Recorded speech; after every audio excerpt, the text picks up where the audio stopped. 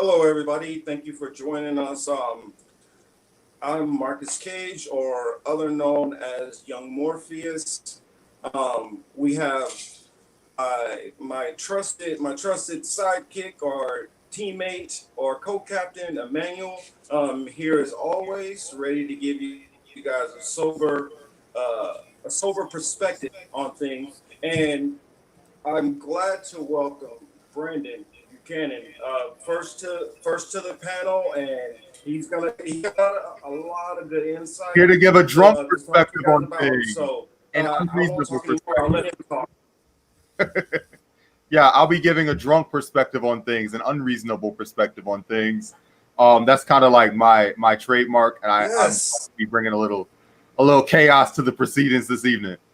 How y'all doing? I'm good, man. I can't That's complain. we need all that. That's what I want everybody to have, all these different perspectives, because as Emmanuel knows, I'm more like the street philosopher, I guess. I'm going through history, through biblical, through the ancients, um, studying texts, which some very religious people would say that I'm just a heretic, and all kind of things like that. And so it gets mixed around in my philosophy. So I bring the vague spiritual aspect to the conversation. So it's going to be fun. Um, uh, Brandon, what was that? You had something that you want to talk about. Let's start off with your subject first. Sorry to put you on the hot seat. Boy, there's so much going on in Atlanta that like you almost feel guilty talking about one specific thing. But since this is kind of in the national news and everybody knows about it, obviously the Rayshard Brooks murder, the Wendy's shooting that happened a couple months ago, that's still like the fallout from that is still in progress. Um, Hmm. if some of y'all who are like in play in town kind of remember, activists kind of seized that area and we're holding like teach-ins and demonstrations at that Wendy's. They now want it to be converted to a community center. There was a shooting there like 3 weeks ago, and the mayor kind of used that as pretense to kind of demolish that entire area. But people are still demonstrating there and still gathering there, and people can go to raysharslaw.com to kind of donate or kind of see what is going on currently there. And there's like a GoFundMe for his family, which is great.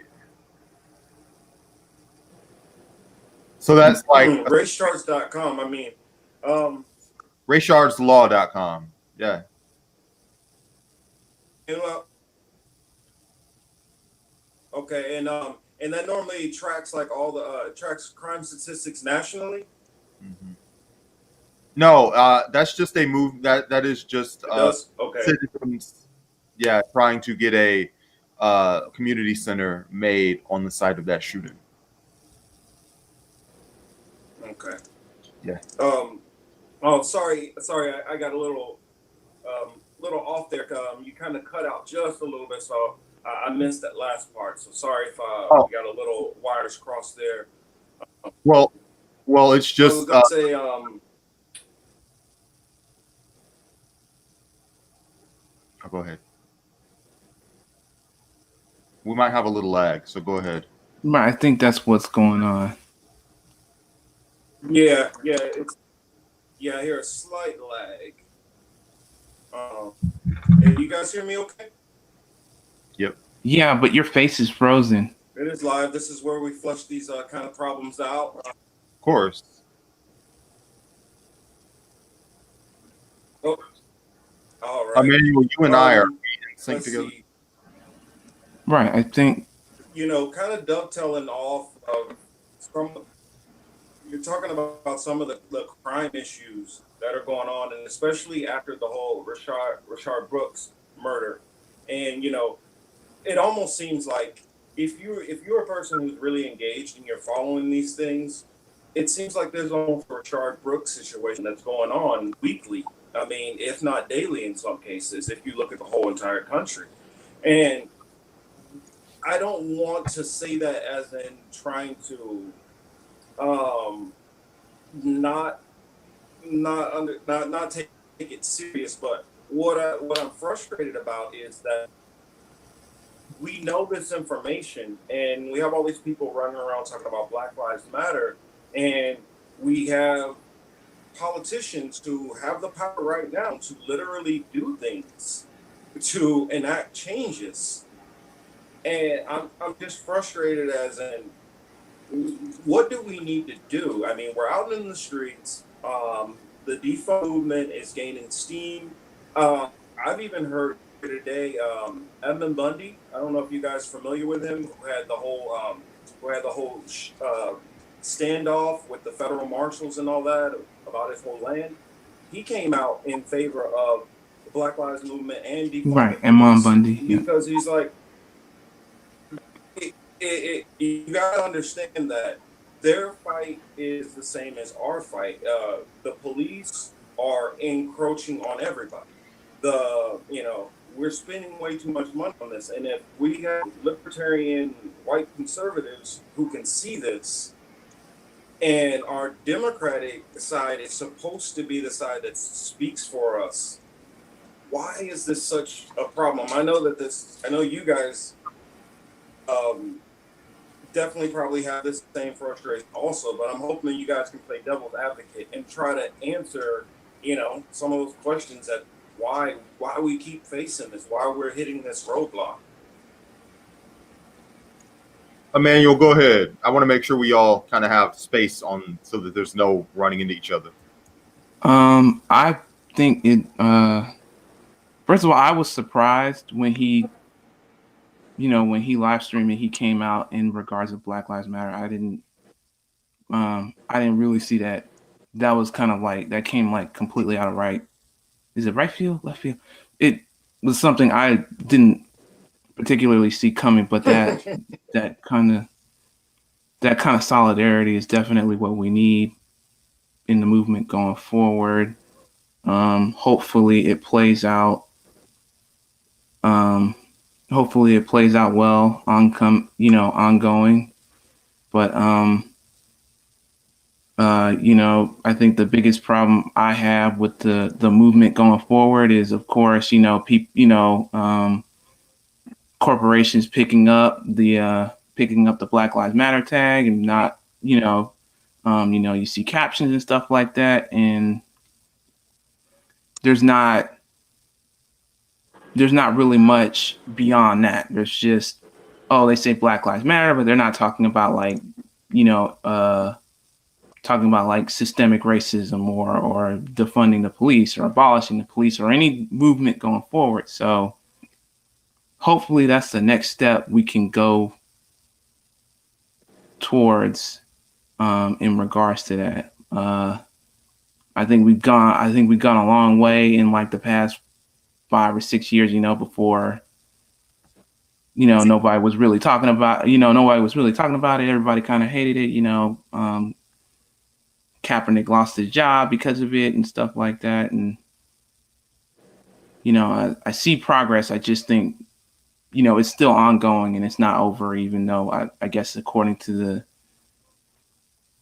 the mainstream media, I think they're just kind of done according to because of a poll or whatever. So.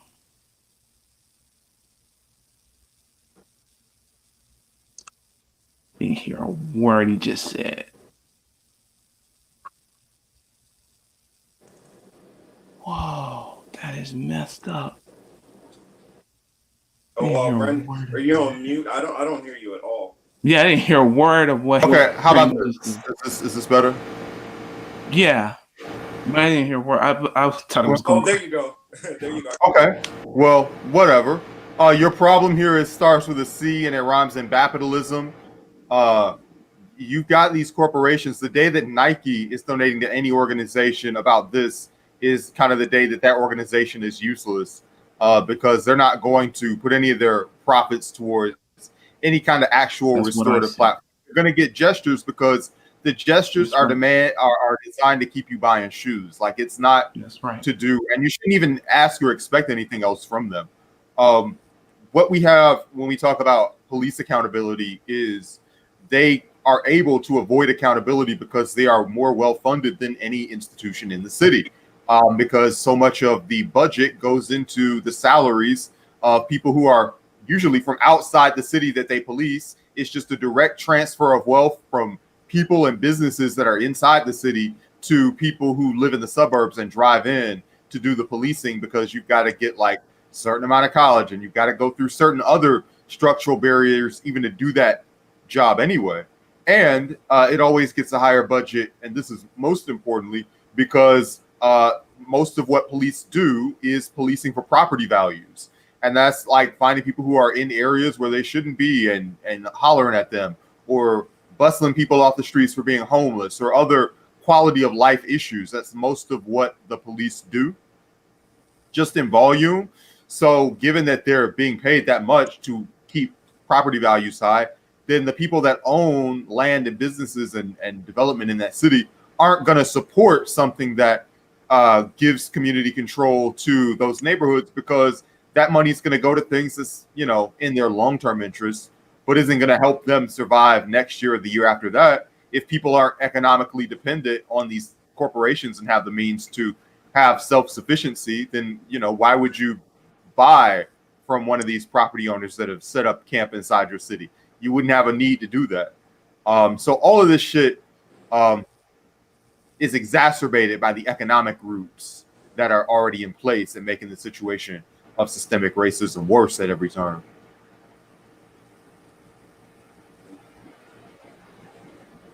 Yeah, that's I mean, honestly, that's what I wanted. That's what I wanted to hear, because it's like it could be I see in certain ways, but it's hard to frame it. And so I'm just trying to I was trying to find a way, and thank you, Brandon, for Right, I illustrating that appreciate out that, beautifully. man. Because like You broke somebody was that trying down. to talk to me about the Biden about the Biden his criminal justice plan with the policing. And I said, I used to be a corrections guard.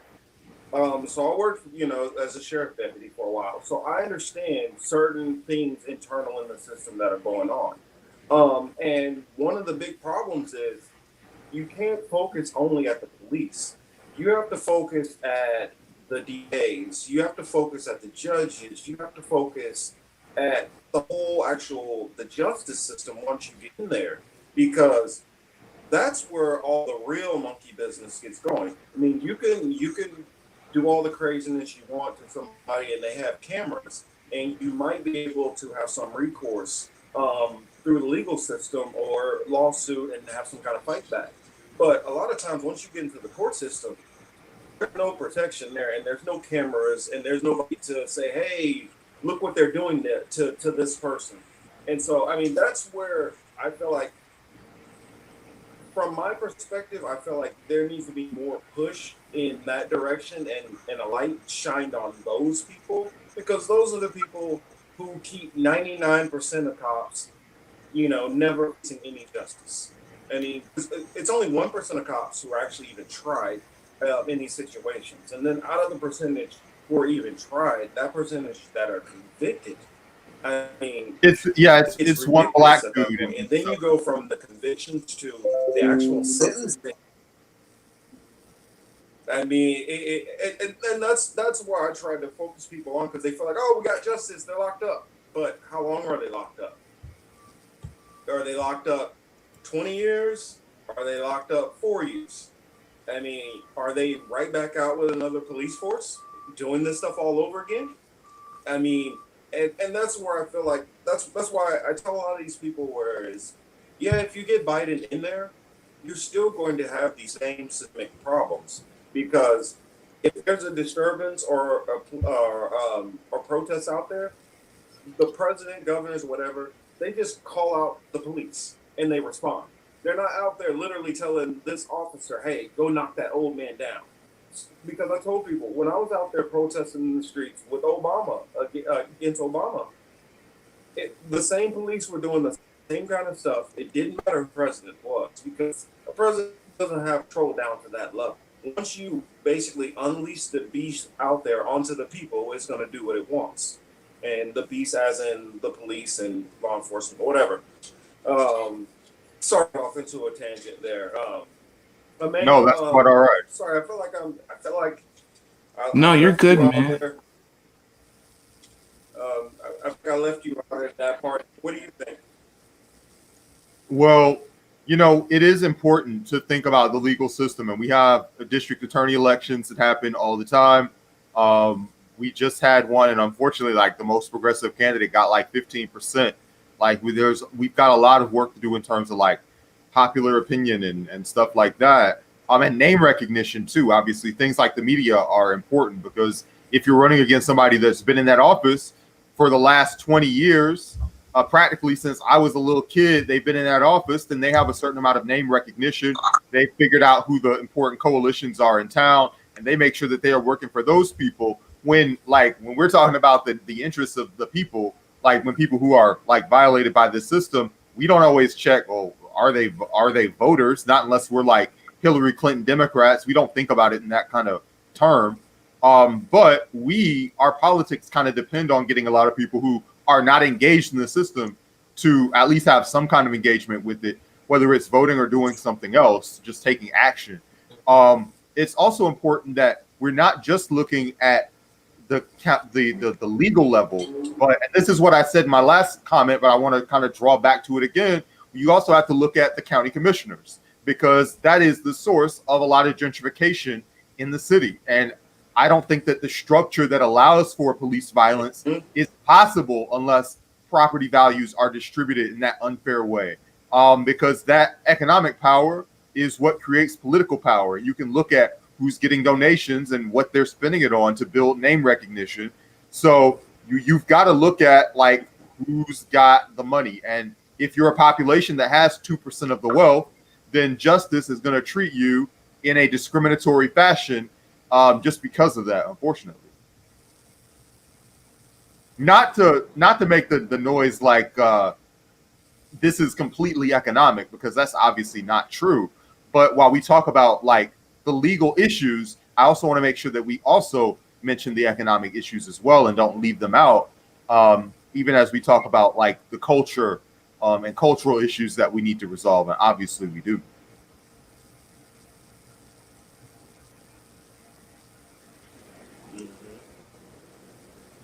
Definitely. I definitely agree with everything that you Yeah, said there's there. I mean, definitely a way. I feel like when you the first thing you said when you came on about when I asked you about which subjects that you want to talk about, and you were like, it's just too many because it's so going on now, and that's very true. It's like I almost look at it like if you look at a thread through a microscope, and it's all these interwoven patterns that are all connected and tied together, like a big white supremacist blanket. Now I see it, you know. I mean, what do you think, Manny? I like what he's saying. I'm just trying not to. I'm not trying to dominate the conversation or anything. I'm just trying to learn what I can. I am consciously aware that I don't know as much as the two of y'all, so Hey, and I got no shame in admitting that. Um, I always strive to be a constant learner, Yeah. so if I had an opinion to put in, I'd definitely give it to him, but he didn't. No, but the reason why I always pause He's and hitting I every want point you I'm to thinking of, be man. there So is what people what do you want me? I mean, what he's people good. don't know, which I perceive what I perceive about Emmanuel is probably he's probably the most purest of intentions in looking at a lot of this focus. I'll admit, when I'm looking at some of these political stories or things, I am trying to talk about specific things because I am trying to push specific narratives that I want talked about.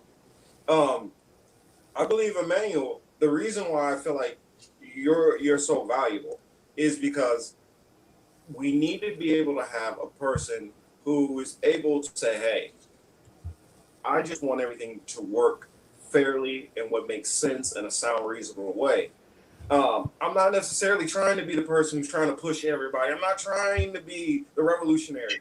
Everybody, we need to be able to, because what happens is when you get too many people who all think they know what they're talking about, like 4 meetings together, we're not gonna get anything done because we're all gonna be arguing with each other on the strategy or approach or what needs to be done first. And sometimes you need to have that cooler head who's saying, you know what, this is the priority, and let's just put our pride aside and do it that way. And I feel like you're gonna help bounce me getting a little bit too out because I get out way left field, and I'm gonna keep myself from going down the rabbit hole too much for the audience right here. But on my other channel, the Political Matrix, yes, we will get very deep there. So if you guys want that kind of content, come over there. But for this one, we want to try to stay on as much, current topics, not theoretical. On to that, we've kind of talked about protest, and I feel we would be remiss if we did not talk about the John Lewis funeral, and specifically, I want to talk about the eulogies. We have these different opinions of John Lewis's political career. But, many of us definitely respect his civil rights status and a lot of the things which he did. But the issue is when you start trying, especially as a white man, to start criticizing black civil rights leaders is where I'm going to have a lot of problems with what you're saying. Now, if you guys don't know what I'm talking about, in the eulogy, Bill Clinton, former President Bill Clinton, basically a comment to the effect of John Lewis's side won versus the Stokely Carmichael side. And the reason why that comment bothers me so much is I feel like though we did get somewhere, we did make progress. I feel like because we didn't go to the Stokely Carmichaels, because we didn't go to the James Baldwins, because we didn't go more towards the Malcolm X's, because we didn't go more towards W.E.B. Du Bois, because we didn't go towards more of a more radical mindset, it's why we have any of the problems that we have right now. And I look at Bill Clinton, it's almost like, yeah, I don't want to say this term, but the slave which dwelled and worked inside of the house won, and the one which is normally in the field lost. If that makes sense, what I'm trying to say there. But I feel like at this point, we need to have a serious conversation about telling Bill Clinton where he can go and what he's always been problematic like that, man. This man respect.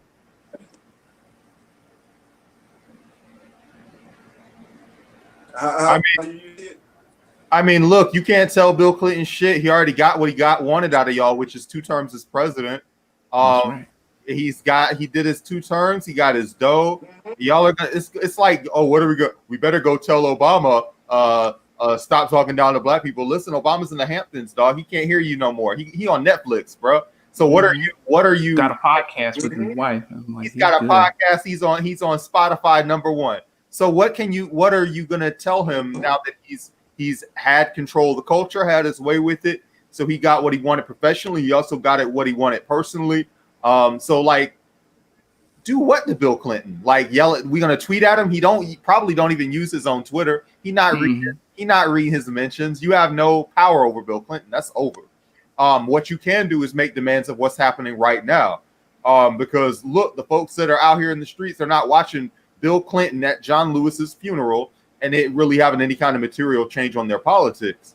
And the fact is, like, the right wing of the Democratic Party just objectively has won. They've won this year. They've won, but however, the discussion is changing around them.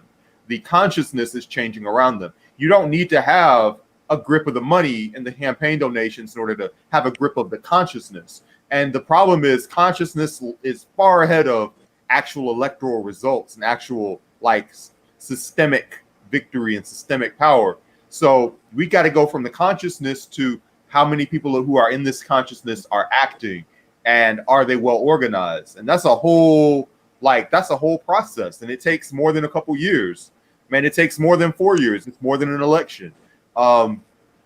Might be a decade. And I know we're kind of going up against, change to the climate, and we have so many crises that just can't wait. We need to change our priorities like 5 years ago and not now. But it is what it is, man. Like, there's not much we can do to build. It's true. There's nothing we can do to there's nothing we can do to him. I mean, his speech, it irritated me, but I'm like, that confidence comes from a white man who has never been really held accountable about anything. Right. Ever. So I mean, it infuriated me, but I'm like, there are so many problematic Bill Clintons in the Democratic Party. And the black people that he can choose to interact with are the ones that owe him personally. So they're always going to be like deferent. I mean, if you are from the South, Bill and Hillary, like in the 2000s, during the Bush era, like that was your big get, was Bill and Hillary. So you have like a whole generation of politicians that came to power, like anywhere between 2000 and 2010, 12, that like owe their careers to Bill and Hillary in a lot of ways, from a fundraising, infrastructure building, just all the work that goes into a campaign. Yeah. It's not like they got into office based on the back of Twitter donations from people who were pissed off or from their communities. It's Bill and Hillary held a fundraiser that was $2,000 a ticket, and people who wouldn't have went to go see your black ass for $2,000 a ticket went to go see Bill and Hillary. So now you owe them, like, just real shit. Now, they planted that tree, and they had years to wait for the shit to water. And we're trying to fucking plant the tree right now. We're looking at somebody else fucking waving their values in front of us, and we're like, well, shit, we're trying to get there. So given that, we have just got to build our own shit. We've got to build our own networks of that fundraising and accountability. And also, look, when we talk about the right wing of the Democratic Party, who do they have now? Joe Biden. And they're debating over like which black woman they will allow into the room with them, right? And that person, whoever it is going to be like, they're going to make us comfortable. We can work with them. They're part of the team. You can just listen to any article on Politico or whatever. And what words are always being used? Team player. So they're looking for somebody that's going to go along and get along with whatever the program is. So whoever it is, you can't really put hope in them to do anything outside of this agenda, like this right-wing Democratic agenda that's already put up.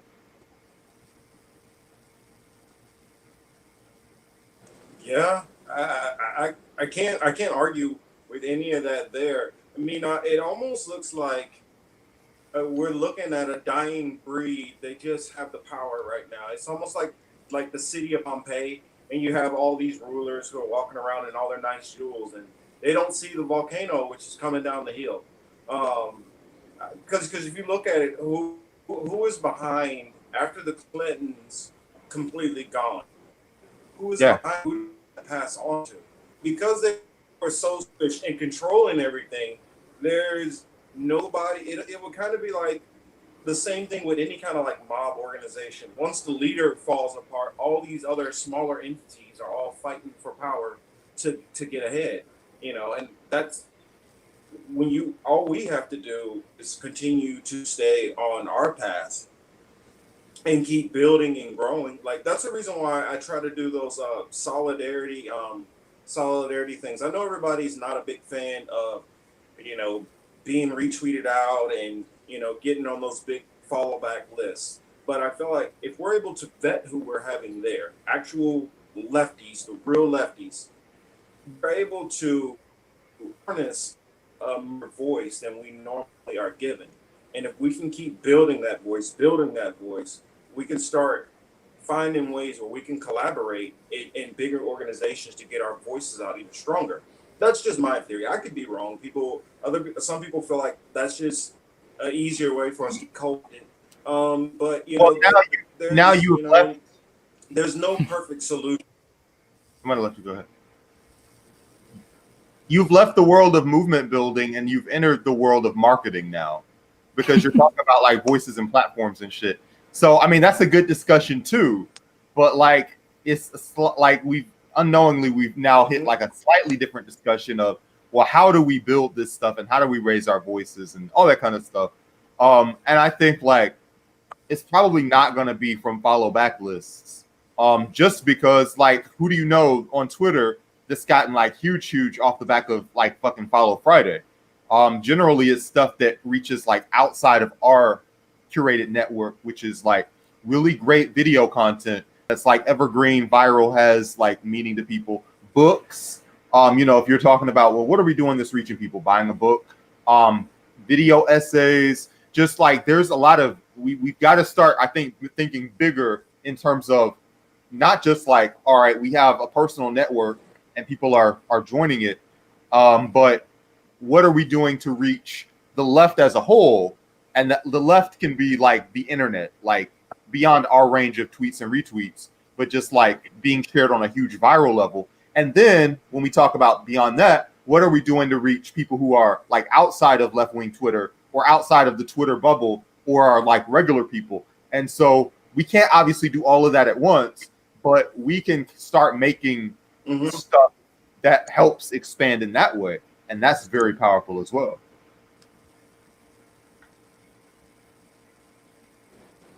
Yeah. I mean, I don't There think is a that's lag. like a be all end all. It's just like, especially right now while we're in lockdown period, and we can't set up in the ways that we normally would prefer. Like me, I'm a people person. I would love to be out there, literally having interviews with people on the street. I have my GoPro camera ready to do all that street interviews, and I would rather have organizations where we get together. I mean, if need be, I would even do it in the park and say, hey, all the people, all the lefties who are passionate about this cause, let's all show up, and we can have like an actual live forum where we can all talk back and forth. That's what I would prefer to do, more methods like that, because I feel, yeah, like I was talking about yesterday on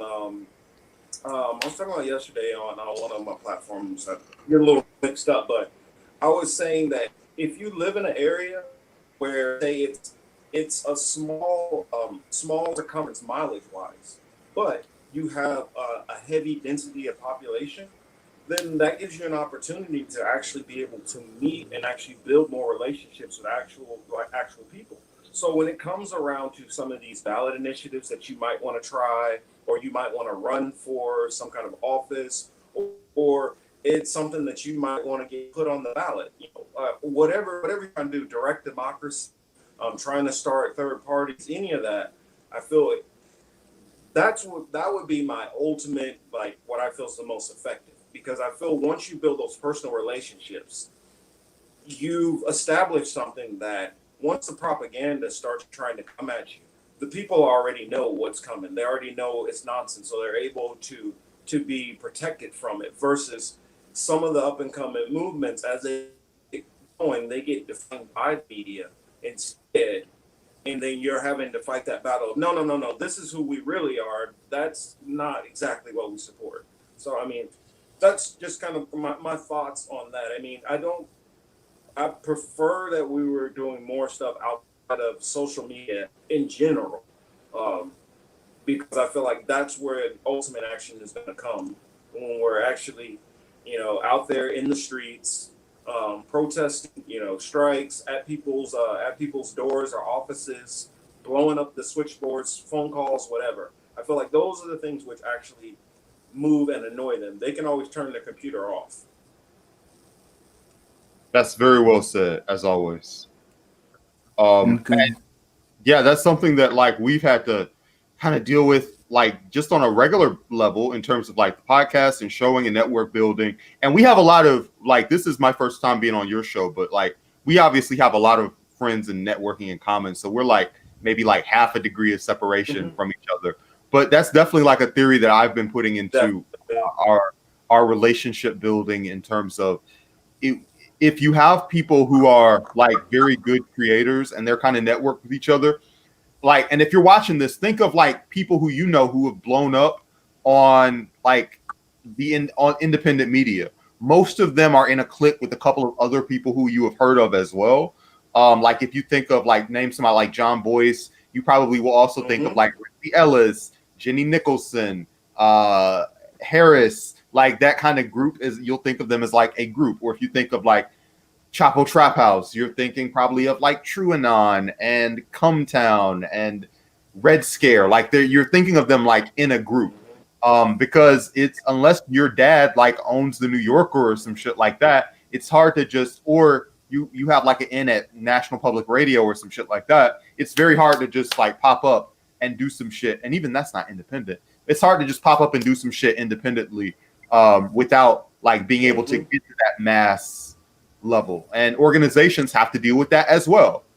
They have the same content struggle and getting out to the larger public as we do. And that's why when you see protests and events, they're usually like coalition-based events.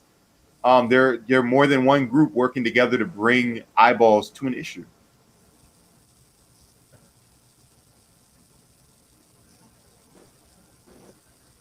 I completely agree with you.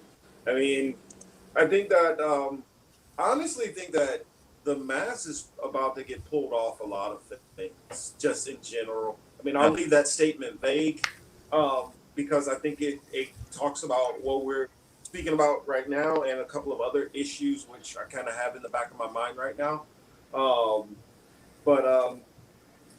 Yeah, I'll leave that vague for right now. I won't go into it. I'll leave that for probably like a separate video. What I'm thinking on that one, because I got some thoughts rolling around a lot of things. I had a question. I guess I'll pose this to Emmanuel first, and then I'll pose this to Brandon.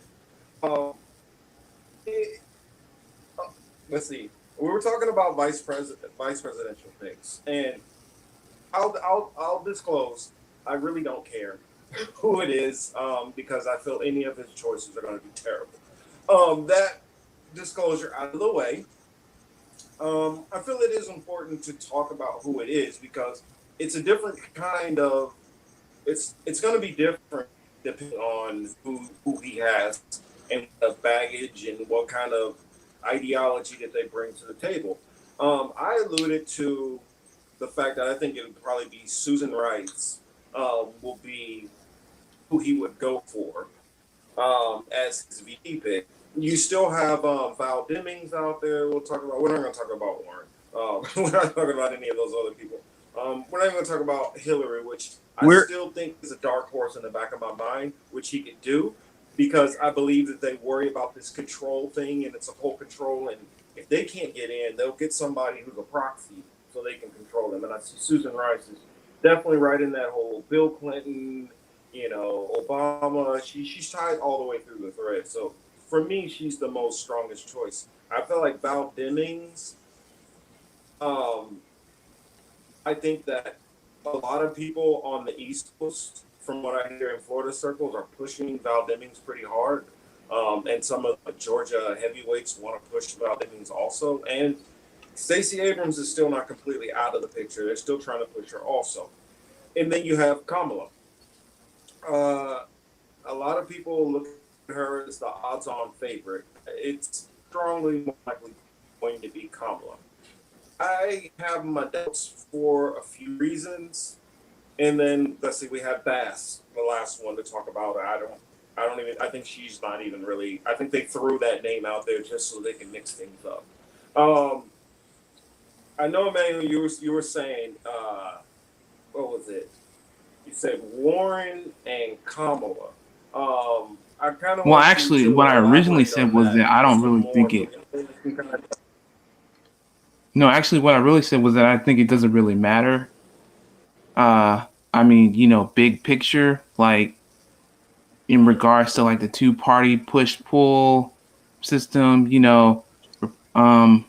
Republican comes in, messes everything up. Democrat comes in, offers some incremental change. And I mean, right, I did say Harris and Warren. But like if you're talking about like big picture, like overall, I mean, I don't see really any of them, pushing like the systemic radical change needed to like solve like the immediate issues that we're currently going through in the world right now. You're talking about like millions of people like losing their home, millions of people losing their job, millions of people not having health insurance. I mean, I don't see really any of them really fixing any of those real, like on a systemic level, any of those real issues. So when you ask me, your question seems to frame more in the mind of who's going to keep the grip going longer, not who's actually going to fix it. So that was really what I thought. But you honestly asked, so I said Warren and Harris because it just seemed like the two that'll just keep the Democrats grift going, because of course, like with Bill Clinton's speech and like what Brandon said, he's right. He's got all the power. He can say whatever he wants. He blatantly said on camera, we screwed over Bernie Sanders. I mean, he sat there and he said that when you have those type of elites controlling your party, changing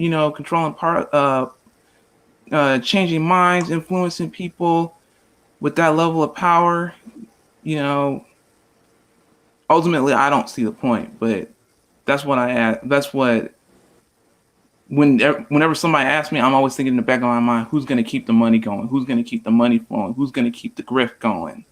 So that's what I thought about it. Yeah, I'll just jump right in while we're having fantasy camp here. So the first point is, like, and I said this earlier, it don't matter. It doesn't mean anything. Like there's not only is there not like a candidate who would turn things right, I don't think there's structural incentive. Like when we had like McCain ran for president, there was a large, angry, agitated wing of their party that was very blatantly not interested in John McCain and hated his ass. The reason why Sarah Palin got on the ticket wasn't because they wanted to reach out to that group. McCain didn't like that group. McCain was not interested in fucking the Sarah Palin wing of the Republican Party. Those are the people that did that whole thing about his child being a black child. No, he didn't like them, but it wasn't about love and like and all other shit. It was about power. So that Tea Party wing of the Republican Party was kicking people out of their offices. Like they were losing their grip on the money. Also, the money in the party was going that direction towards the Tea Party. That's who the donors were getting united with. So if you can imagine a Democratic Party where Joe Biden is in the meeting and it's like 10 people, in the meeting and like 5 of them are pissed off like poor women doing this in their face, and Biden's like, I guess I got to get Rashida Tlaib to be my vice president. Like that's a totally different situation than what it actually is right now, which is like they're in the fucking room. They've got the little glass, gentlemen, who shall we choose as our black woman to allow into our sacred chamber? And then they're like, well, Karen Bass, she went to the Scientologist and was like, we love you, Scientology. You're cool with us. And they're like, yes, she can kiss some ass quite nicely. Oh, what about Kamala? Didn't she attack you? Oh, she was on interview saying this is all bullshit. It doesn't mean anything. She just wants power. We let her in here. We'll let her have a seat at the table and she'll say whatever we need her to say. So, oh, what about Susan Rice? Oh yeah, you guys are friends. You guys fucking bomb Yemen together. Yeah, that's cool. Maybe she can come into the sacred chamber. So there's no like power or leverage or any of that going in, right? The leverage is all on one side, and they're the ones who are responsible for this decision. However, let me just take off like the fucking political analytical hat and like put on like the fucking Nate Silver nerd election. Who's gonna build these coalitions to win the 270 electoral votes? All that bullshit. We can do it. I don't have like some fucking nerd glasses to fucking slip on right here, but like it obviously does need to be. Joe Biden is already committed to a woman. While from an electoral college perspective, like there are states like Michigan and Wisconsin and Pennsylvania that are more important and that's one of the reasons why they were looking so hard at Amy Klobuchar. I think this is like an unprecedented time because that vice president, whoever you get, is not going to be able to do barnstorming in swing states that you can't make it to, right? So it's not like y'all are a live show anymore. Y'all are like a taped show. So given that that this campaign is being run entirely digitally, this probably needs to be something where that person has some national brand recognition. And that would kind of lead you towards Warren and Harris. The problem with that is, and I think there's another wing of the Biden, brain trust that's thinking about this as well. If they have a national platform, then they have they have their own audience. They have their own group of people that may make their own demands or have their own voice. So if we pick like a national security person or a person that has no, they are just in Joe Biden's back pocket. It's just Joe Biden plus whoever. And this is like Hillary Clinton, Tim Kaine all over again. And you would say, oh, this is ridiculous. Why would we do this again? But it might just be, well, we just want somebody we have as much leverage over them as possible. They are somebody we say, vice president, go to this funeral. And they just be like, yes, Mr. President. And they're out the door. That's kind of what you're asking for from Rice and Bass. Not that they don't have their own ideas or ideology, just that they don't have leverage in terms of who are their organizers, who are they staffing the White House with, who are, the K Hive or the fucking Liberty Green emoji, whatever. They're just kind of out of the picture if you just get like an apparatchik to be the vice presidential nominee. So they can get away with either, and they will pick one or the other approach. I imagine I would put my money on Kamala Harris, but if it was somebody else, it doesn't matter. It doesn't make a big difference. Thank you. Thank you. Thank you. Okay. Thank you. I mean, I definitely don't completely disagree with that assessment. My only thing I worry about is because I always look at money first, and that these people are naturally some of the greediest people on earth, and they're going to want to control their power in every sense. And I feel like if you put a Kamala in there, Kamala does have a fan base. Kamala does have real supporters. And if Kamala starts making demands, or Kamala starts saying she wants to do things a certain way, there's going to be pushback. She's going to have wind at her back to be able to have that pushback. You put a Bass in there or Susan Rice, they don't have the same kind of support. And so they truly have a yes woman, who is going to co-sign everything that they want to do. I'm not saying that Kamala or Baz wouldn't already, Kamala or Warren wouldn't already just capitulate. Right. But I feel like if they have supporters might have an issue with stuff, might start calling them out now to put some kind of a little bit of resistance to it. Whether it's a real resistance or not, I feel like that dynamic, somebody like Biden, the fact of how he didn't really even want to get anything to Bernie when you saw how much leverage he had. And he doesn't seem like the type who wants to give anybody kind of leverage. He wants to almost run unopposed. I mean, he wants to kind of rule unopposed. Almost the same way I see I think he wants the opposite of what he had with Barack.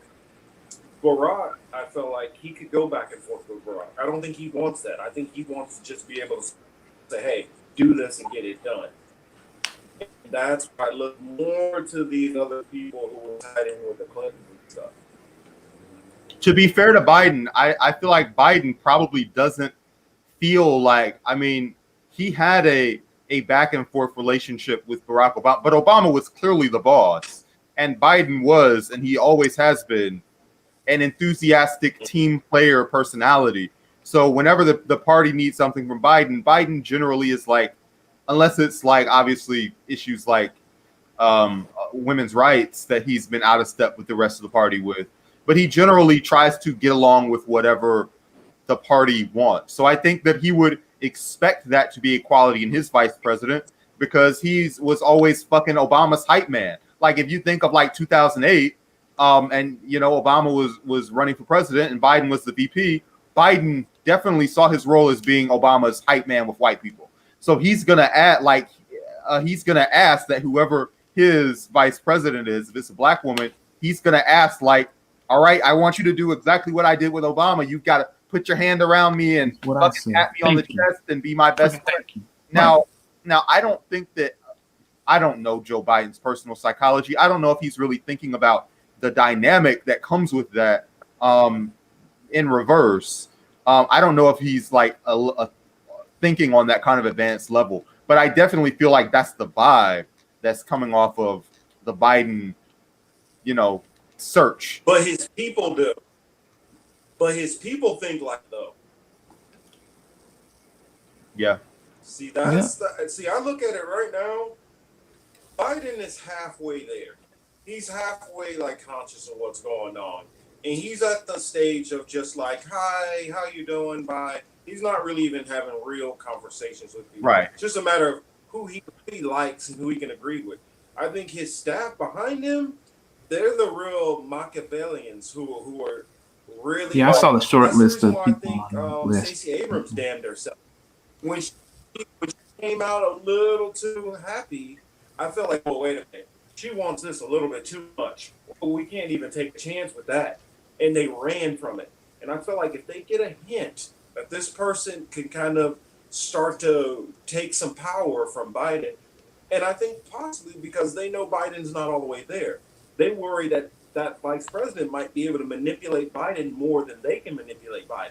So I worry about that also, that it's more about who they have the most control over and who they're because I feel like you bring a Warren or Kamala in, that's an X factor that you don't know how that's going to roll.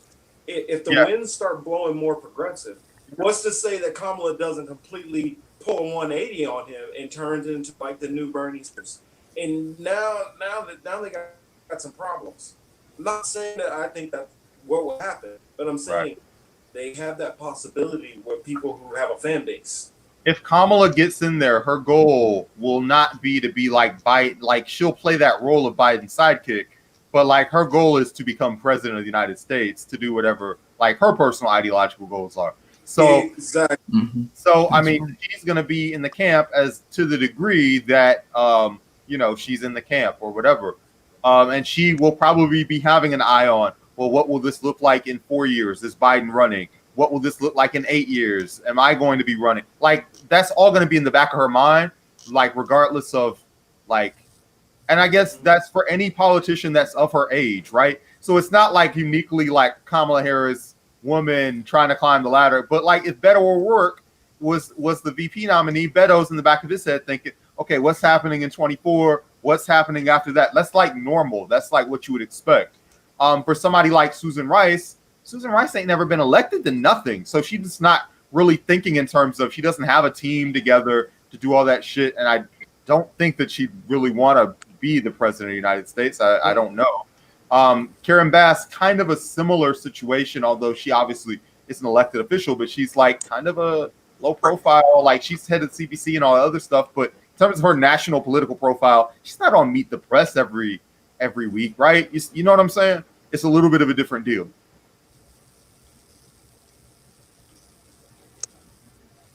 Yeah. And when she is on there, she's not very. She stays within very safe bounds. So I mean, because I've seen her a lot on TV because she was head of the CBC, or she is head of the CBC, and she's kind of always been around, but she's always kind of took a position in between what Pelosi says and kind of in between, say, Ed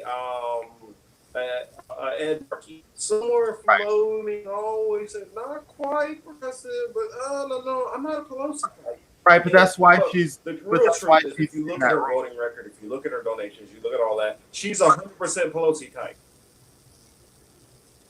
But she's good enough with the rhetoric to give a little bit more of a fig leaf that she is more left than she is. Let's see, what else? I had something else that I wanted to talk about with fellas. I'm losing track of my thinking right now. Got too much stuff running in this crazy head. Um, let's see. Oh, I guess we're close to the end of the hour. I was wondering, you guys, that you so say any projects that you guys got going on. Anything that you want to, I guess, talk about that you guys have going on. Yeah, sure. DSA has national demand for safe schools. That day of action is tomorrow. And, you know, the teachers' unions across the country are demanding not to reopen these schools until there is scientific evidence supporting that.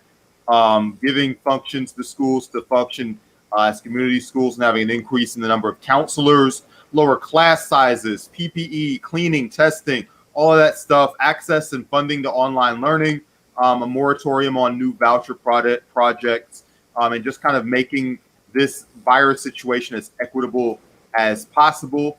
That day of action is tomorrow. If you go to Metro ATL DSA, we'll have some tweets and some videos and some events kind of built around that, and we're very excited to be talking about that. My own podcast, Not Safe for Wonks, it's at NSF Wonks.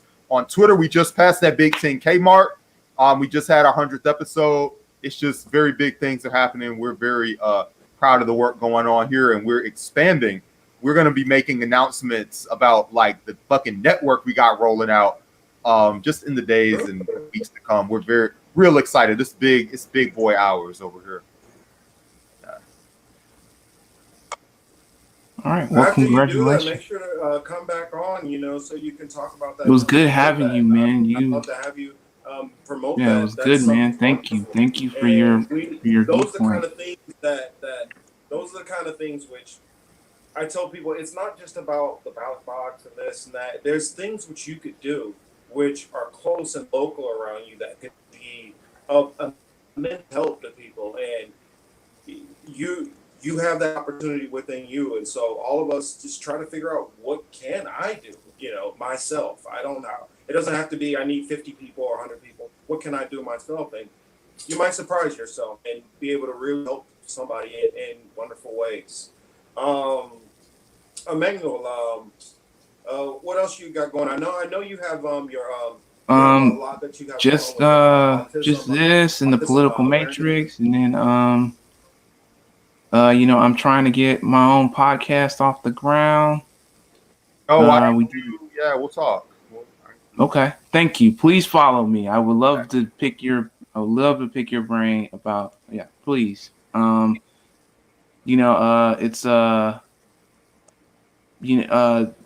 the concept of the podcast is, of course, being Black and autistic, and trying to get as many Black and autistic voices on there, and interviewing them and hearing their perspective, because we're underrepresented in the we're underrepresented out in the community. I've only done like 2 people. I may have to redo the interview because I was using inferior equipment, and I know you guys understand that, but hey, listen, it's really all right. Like if you go to any podcast, their first episode, it sounds just like trash, man. Like very few of them are fucking good. Like the thing that gets you to 100 episodes is doing 100 episodes. Like if somebody goes back to our fucking archive, they'll find some episodes that sound like some fucking shit, and it's like just barely like good enough to listen to. Shit sounds like national, like public radio. Right.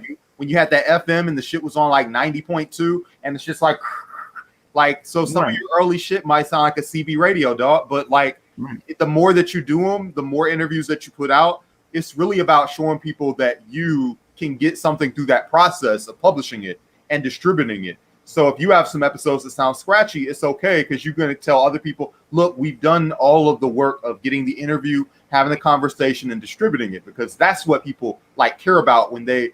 And speaking as somebody who's had on a lot of fucking guests, like I've had fucking Berman Supreme, I've had fucking Samer Hernandez, Lindsey Boylan, fucking Peter Dow is like on our guest list coming up one of these days. So like we've done all that shit, and it's just like work your way through through people's networks. Like if you have a target that you want to get, find like who 3 of their friends are, who do they network with regularly, and talk to those people. because then you can just be like, hey, I've already done interviews with these 3 people that you know and have interacted with. So you don't feel like you're just reaching straight for clout, but you can like do that through talking to net, and also gives you a better understanding of their issues and where they're coming from politically. So it's a marathon. Just make sure that you are releasing the stuff that you make, and don't expect them to all be perfect, because they won't be. Right. I've reached that point because I had a huge procrastination issue for like a couple of weeks, and then I was just like, you know what? If I don't do it, I'm not gonna get it done. So I'm just trying to shoot for like an episode or 2. I'm trying to shoot like a podcast or 2 a week, and I got another one. I got 2 lined up already. I've got another one that I'm shooting out this week, and I'm just gonna release it. I'm gonna get some better equipment, and I'll keep going. I'll keep moving. That's how you do it. Thank you, man. I appreciate that. Oh yeah. Yeah, definitely. I mean, I had the mindset of, because I waited for a while before I started my channel, because I was like, all I have is a cell phone. I'm at the time I was staying in a hotel. I was like, how am I going to set this up where it looks halfway decent? And I was like, you know what? What's most important is that I speak about what's on my heart, and these issues bother me. It hurts me to my soul to watch people suffer. And when I see a world full of suffering, when it doesn't have to be that way, I'm like, you know what? Either I need to start a channel and at least almost like a vlog to just be like a diary to get this stuff off my chest, or I need to start trying to do something. And so I started off with writing my Medium articles, and then doing guest appearances on different shows, and then started my own little channel, and then now expanding to multiple channels. Like now, this is the What I've Been Thinking channel. I have the Political Matrix with Emmanuel there to the middle, and then I'm also on the Annihilation Cage, which will be filming live tonight also. And then I'm trying to do my little short videos here and there, working on trying to do podcasts. And then anybody else out there who is a part of the true left community, I don't want any fake progressives. I don't want no liberals. Unless you're trying to come over to my side and understand my perspective, then we don't have a conversation. I'm not trying to meet you on your side. For my platform, that's a different matter. Now, if you want me to speak about the left, that's a different matter also. But I'm not about to go and capitulate to some liberal or God save jackass type guys. I'm not doing that. Also, I'm not going to turn into a jank and start trying to shove for fucking Joe Biden because he's the nominee. But anybody who's out there who has podcasts or whatever, who thought about, hey, yeah, I'd like to have Marcus on there, hit me up, and we can try to work out something so I could try to get on your platform also, or have you on my platform. If it can help boost you, or you can help boost me. My goal is about trying to get our message and our voice from the real left out, period. Having conversations with my own family members, a lot of older ones, I find that the media has such a stranglehold on them. But if you're able to slowly give them information, don't just automatically basically tell them Santa Claus doesn't exist. Slowly kind of feed that information to them and have that conversation. You can get somewhere much further. But the problem is most of us are like, I have the facts, here's the facts, accept it. And that's just not how things work for most people. We have pride, we have egos, we have all those things going on, and people are not gonna, especially when some young person who they're old enough to be your parent or grandparent. A lot of times they're not going to want to listen to us. So we have to try to keep that in mind and slowly just peck at them like a little woodpecker, just a little bit, back away, little bit, and eventually we'll start whittling these people down so that they're open to actually hearing the truth and our message, and we'll be able to start pointing out the nonsense. So when they get to that point, when they see it, we don't have to point it out to them anymore. They're able to say, you know what, that doesn't seem right.